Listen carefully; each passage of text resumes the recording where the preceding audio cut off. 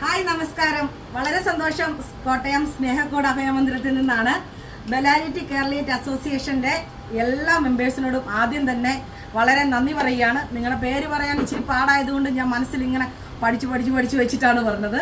അപ്പോൾ ഓസ്ട്രേലിയയിലെ മലയാളികളായിട്ടുള്ള നിങ്ങളുടെ ഈ ഒരു കൂട്ടായ്മ ഒരുപാട് ജീവകാരുണ്യ പ്രവർത്തനങ്ങളാണ് സമൂഹത്തിൽ ചെയ്തുകൊണ്ടിരിക്കുന്നത്. നമ്മുടെ നാടും വീടും ഒക്കെ വിട്ടിട്ട് പ്രവാസ ജീവിതത്തിലേക്ക് കടക്കുമ്പോഴും നാടിനെ മറക്കാതെ നാടിനെയും കൂടി ചേർത്ത് പിടിക്കുന്ന നിങ്ങളുടെ ആ ഒരു മനസ്സിൻ്റെ നന്മ നമുക്ക് കാണാതിരിക്കാനായില്ല. 9 വർഷത്തോളമായിട്ട് സ്നേഹക്കൂട് അഭയമന്ദിരം 3 വാടക ബിൽഡിങ്ങുകളിലായിട്ടാണ് പ്രവർത്തിക്കുന്നത്.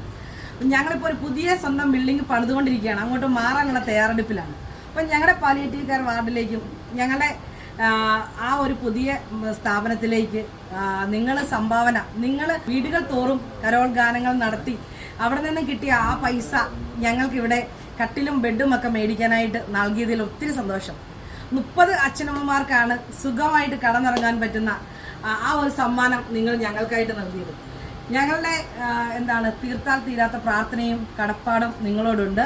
ഇനിയും ഒരുപാട് കാര്യങ്ങൾ സമൂഹത്തിൽ നന്മയുള്ള ഒരുപാട് കാര്യങ്ങൾ ചെയ്യാൻ നിങ്ങളുടെ ഈ കൂട്ടായ്മയ്ക്ക് കഴിയട്ടെ എന്ന് ഞങ്ങൾ പ്രാർത്ഥിക്കുന്നു. ഒത്തിരി സന്തോഷം. അപ്പൊ എല്ലാവരും ചേർന്നിട്ട് താങ്ക്സ് പറഞ്ഞവരോട്. അപ്പോൾ ബെല്ലാരറ്റ് കേരളീറ്റ് ഫൗണ്ടേഷൻ ഓസ്ട്രേലിയ നമുക്ക് നൽകിയ കട്ടിലുകളും ബെഡുകളുമാണ് ഇവിടെ ഉള്ളത്.